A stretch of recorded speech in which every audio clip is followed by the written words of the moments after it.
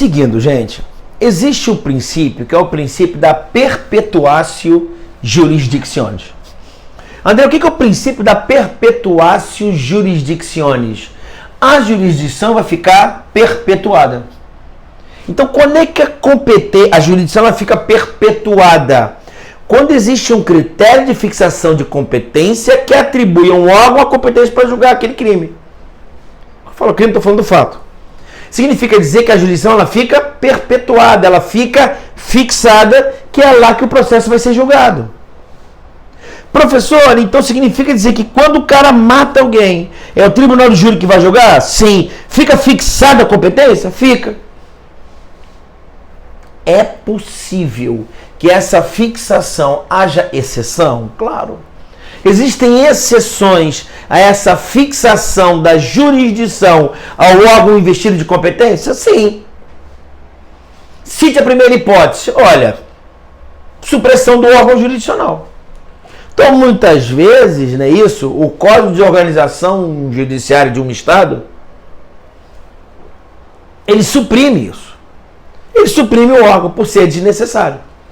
Então, existe um órgão jurisdicional, não é isso? Uma vara específica, que foi visto que tem poucos processos. Por quê? Porque foi uma vara específica para aquele crime e agora não há mais necessidade de uma vara só para julgar aquilo.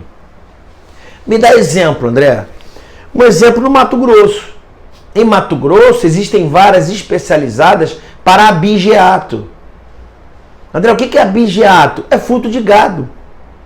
Professor, você entende como relevante o crime de furto de gado no Mato Grosso? O que tu acha?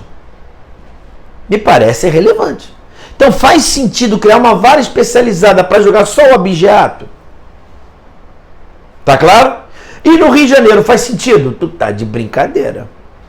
Por que eu estou falando isso? Porque olha lá o que falou o Supremo no HC 78.320.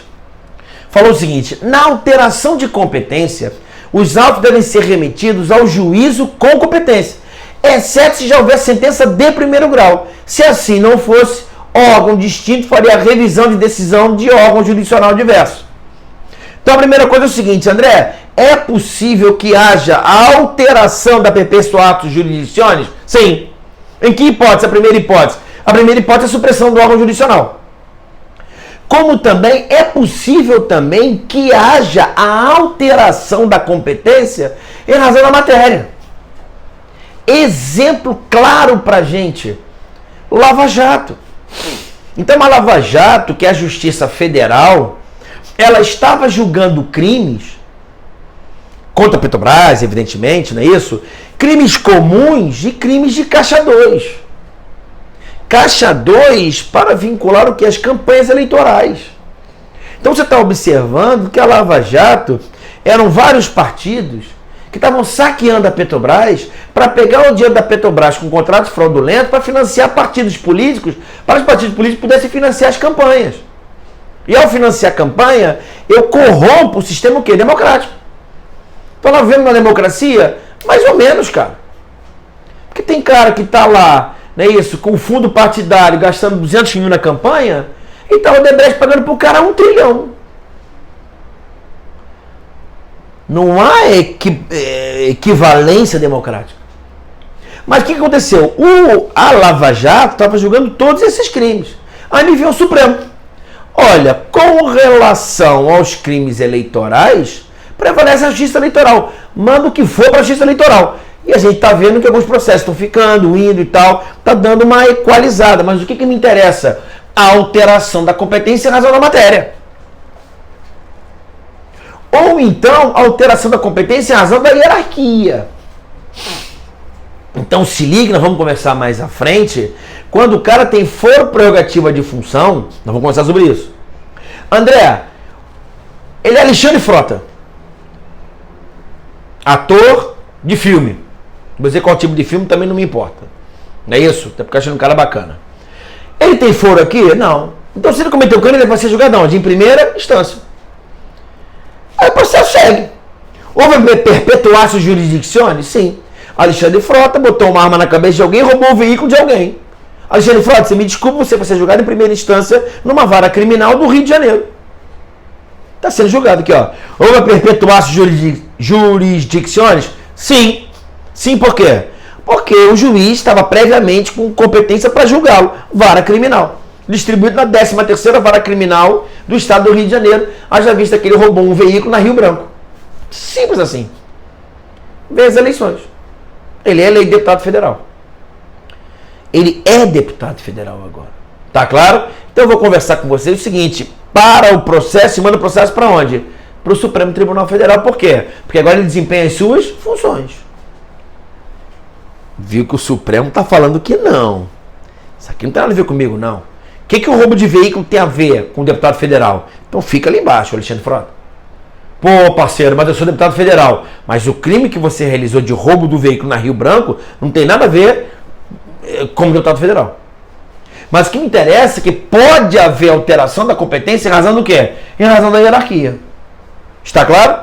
E o HC 78.320 falou isso. Olha, na alteração de competência, os autos devem ser remetidos ao juízo com competência, exceto se houver sentença de primeiro grau. Se assim não fosse, órgão distinto faria revisão de decisão do órgão jurisdicional diverso. Então, o que me parece, com essa decisão 780.320 do Supremo, me parece, tá, gente, que quando eu boto Supremo aqui, vou botar uma carinha aqui com 2 chifrinhos de capeta. Poxa, professor, então, graças a Deus, de acordo com a tua aula, eu estou tranquilão. Por que eu estou tranquilão? Porque, na verdade, todas as decisões e condenações em primeira instância feitas na Lava Jato, ainda que o Supremo fale o seguinte: a competência da Justiça Eleitoral, não pode haver revisão. Por quê? Porque já houve sentença de primeiro grau. Certo ou errado? Certo. Vai acontecer isso? Me pergunte, senão, pelo amor de Deus, porque eu não faço a menor ideia. Tem, inclusive, bloco específico falando da Lava Jato e dos crimes eleitorais. Maravilha? Tranquilo? André, o que diz a Lei Complementar 35 de 79? Que é a Lei Orgânica do Ministério Público da União. Ministério da União. Artigo 118. Lei Orgânica da Magistratura. Lei Orgânica da Magistratura. Em caso de vaga ou afastamento, por prazo superior a 30 dias, de membro dos tribunais superiores, dos tribunais regionais, dos tribunais de justiça, Tribunal de Alçada, esquece, poderão ser convocados juízes em substituição escolhidos por decisão da maioria absoluta do tribunal respectivo, ou, se houver, do seu órgão especial. Então, são aqueles juízos cedidos. Já deve ter visto, se você está estudando realmente direito mesmo, você vê que às vezes nos informativos do STJ, às vezes fala ministro tal, ministra tal, aí fala desembargadora tal. Por quê? Porque foi cedido. Por quê? Porque lá na Câmara, lá na turma do STJ, tem uma pessoa que está de férias, está cedido, tem uma vaga ali específica. Então eu pego o desembargador do TRF e forço para fazer o julgamento. Isso é uma exceção ao perpetuatio jurisdictionis? Sim. Por vínculo hierárquico? Sim. O que mais? Olha o HC 96.821. O HC 96.821, bem como o recurso extraordinário 597.133. André, o que falou o Supremo Tribunal Federal? Convocação de juiz de primeiro grau para julgamento em segundo grau. Turmas compostas, em sua maioria, por esses juízes, não tornam o julgamento nulo. Seria dizer que o voto do juiz valesse menos que o dos desembargadores. Então, quando eu falo para você que a primeira turma no STF é composta por 5 ministros, até aí bacana. Quando eu falo que turmas no STJ é composta por determinados ministros, inclusive tem um órgão especial, e vaga um cargo,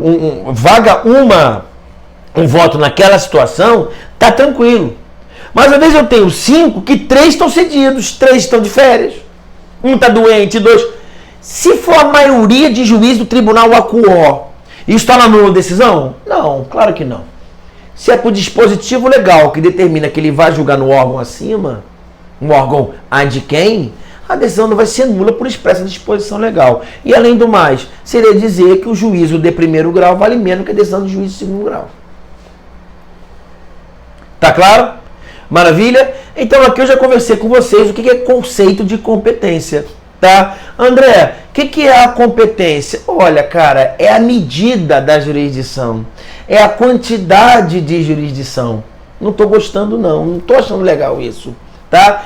Pô, dá uma melhoradinha. É um limite da jurisdição?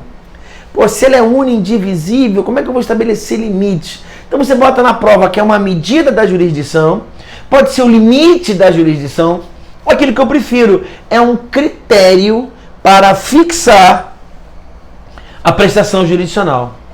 É um critério para otimizar, perdão. É um critério que fixa, e essa fixação serve para otimizar a prestação jurisdicional. Professor, se perguntar a natureza jurídica, olha, cara, eu gosto da definição que a competência nada mais é do que um pressuposto processual de validade. Pressuposto de validade processual. Eu estou te falando que um processo só existe de forma válida se for julgado por um juiz investido de competência. E o que é competência? É o limite da prestação jurisdicional. Não está legal. É a quantidade, piorou. É um critério para fixar quem vai exercer a prestação jurisdicional. E sabe que tem que ser através de um juízo natural, que foi investido no cargo, a decisão é inafastável, é inevitável, não pode ser delegado, é indeclinável. Já sabe tudo, galera. Bonitão, bacana para você. Tá claro? Agora, André, eu tenho a chamada competência ratione materiae, ratione personae e competência funcional. Então, já de cara, eu até brinco com meus alunos, eu falo o seguinte, André, o juiz é absolutamente incompetente ou relativamente incompetente para o caso?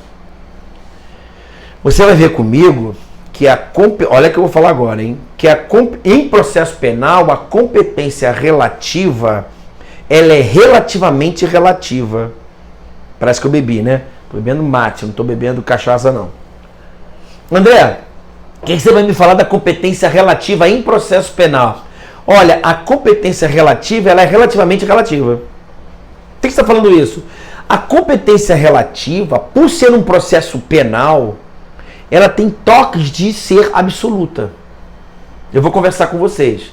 Mas a primeira brincadeira para decorar na hora da prova é o seguinte, André, um juiz, quando é que ele é absolutamente incompetente, quando que ele é relativamente incompetente? Quando que ele é só para começar a brincar, tá? Se botar isso na prova aqui de discursivo, tu vai se ferrar. Pelo menos é um critério para começar a brincar. Quando que o juiz é absolutamente incompetente, quando é que ele é relativamente incompetente? Tô te ajudando, tá? Eu acho que você na tua vida, você tem duas opções. Ou você passa no Ministério Público Federal, ou fica em casa vendo televisão. Concorda comigo? Não vendo a minha aula, né? Vendo televisão. Vendo Faustão. Então, André, quando é que o juiz é absolutamente incompetente? Quando é que ele é relativamente incompetente? MPF. Quando que o juiz é absolutamente incompetente? Quando houver violação aos critérios de fixação de competência em razão da matéria, em razão da pessoa e competência funcional. Matéria, pessoa e funcional. Está claro? E quando é que o juiz é relativamente incompetente? Estou te ajudando. Critério territorial ou valor da causa? Então, quando é que o juiz é absolutamente incompetente? Quando ofender questões de matéria, matéria, pessoa, funcional. E relativo, territorial e valor da causa. Quando você fala em razão da matéria, eu estou falando ratione materiae. Quando você fala pessoa, ratione personae. Competência funcional, competência funcional. E territorial, ratione loci, local. E valor da causa que você botou aqui? O valor da causa é só uma ajuda. É óbvio que em processo penal não há valor da causa. Como é crime de homicídio, atribui-se o valor da causa a 1 milhão. Isso aí é papo de bêbado. Para mim, pelo menos. Está claro? Tranquilo? Então tem os critérios de fixação da competência. Maravilha? Vamos agora a elas. É o seguinte. Ratione matéria. Em razão da matéria, em razão da natureza da infração penal. Ah, estou entendendo. Então crimes eleitorais são julgados na justiça eleitoral. Crimes militares são julgados na justiça militar. Crimes federais são julgados na justiça federal. Maravilha? Eu tenho outros critérios de fixação da competência. Se for pirralho, vai ser julgado numa vara da infância e juventude. Se for violência doméstica, ele é julgado no juizado de violência doméstica. Maravilha, beleza. Se for alguma coisa julgado na questão desportiva, é julgado na justiça desportiva, mas não tem característica jurisdicional. Por quê? Porque eu posso recorrer ao Poder Judiciário. E ratione personae. Personae, pessoa. Olha, cara, hoje eu posso falar propter officium, propter functionem. Hoje eu estou mais tranquilo para falar isso. Olha, cara, não gosto de falar de pessoa, não, tá? Porque quando eu falo em razão da pessoa, parece que a pessoa, ela tem privilégios. O Supremo às vezes fala foro privilegiado, até brinco, né? Isso é mania mesmo, de entender que a pessoa é privilegiada. Então, o presidente da República, ele não é julgado no Supremo porque ele é uma pessoa superior a gente, mas sim em razão da importância da função que ele desempenha. Então, quando eu falo ratione personae, eu estou falando do foro por prerrogativa de função. Por isso funciona aí. Mas eu não gosto de falar isso, que vai te confundir com competência funcional. Está claro? Então, primeiro, eu gosto de botar ratione materiae, razão da matéria. André, o cara deu 30 tiros no cara, homicídio, tribunal do júri, em razão da matéria, a natureza do crime que ele cometeu. Beleza? E em razão da personae, pessoa, é bom lembrar, pessoa, para tu lembrar o quê? Presidente, governador, presidente no Supremo, ministro no Supremo, secretário de Estado no STJ, governador no STJ, prefeito no TJ, prefeito crime federal, TRF. Tá claro? Para lembrar.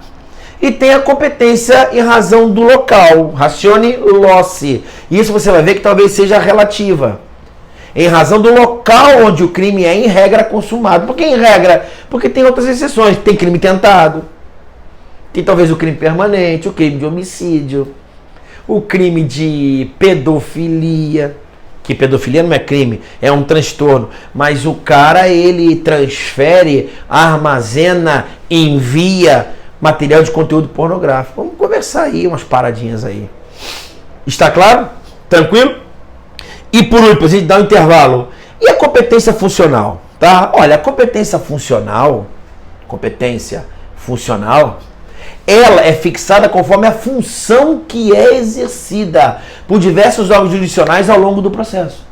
Então, eu quero que você entenda que a competência funcional está relacionado com as funções desempenhadas, não da pessoa, mas das funções desempenhadas do órgão jurisdicional.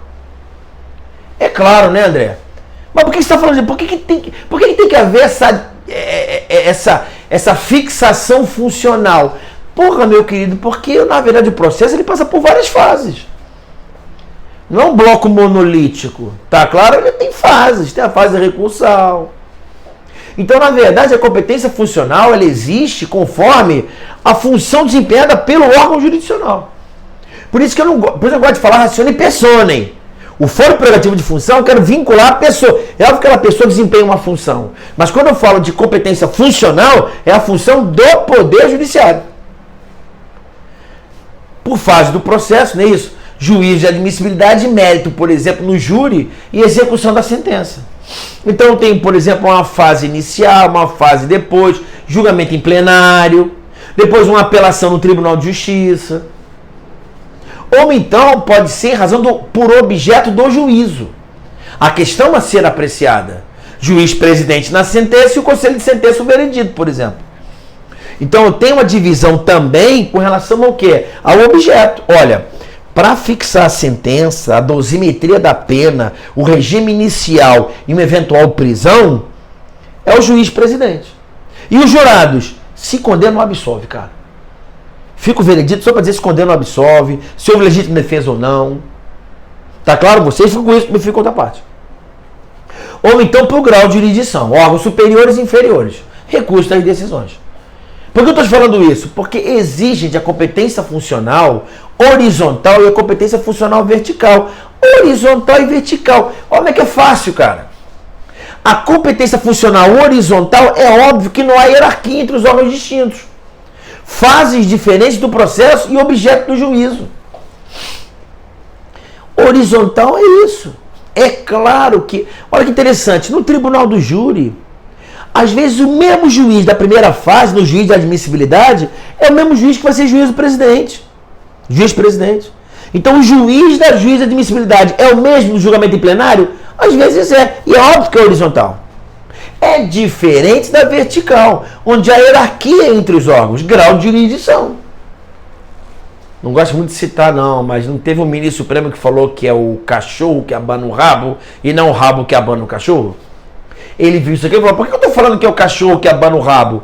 Porque os juízes de primeira instância não podem esquecer que entre juiz de primeira instância e Supremo tem uma competência vertical. Está claro? Então eu quero que você entenda que esse critério de fixação de competência pode ser vertical ou horizontal em razão da competência funcional. Então tem competência da matéria. Dá exemplo, André. Júri, julgado no tribunal do júri, violência doméstica, juizado especial criminal, vara da infância e juventude, justiça federal, justiça estadual, justiça militar, justiça eleitoral, a desgraça aí. Tá claro? Agora, André, veja bem, a competência em razão da pessoa, personae, funcione, por que é ruim? Por que enrola com competência funcional? Então, quem tem competência em razão da pessoa for o prerrogativo de função. Presidente, governador, pá.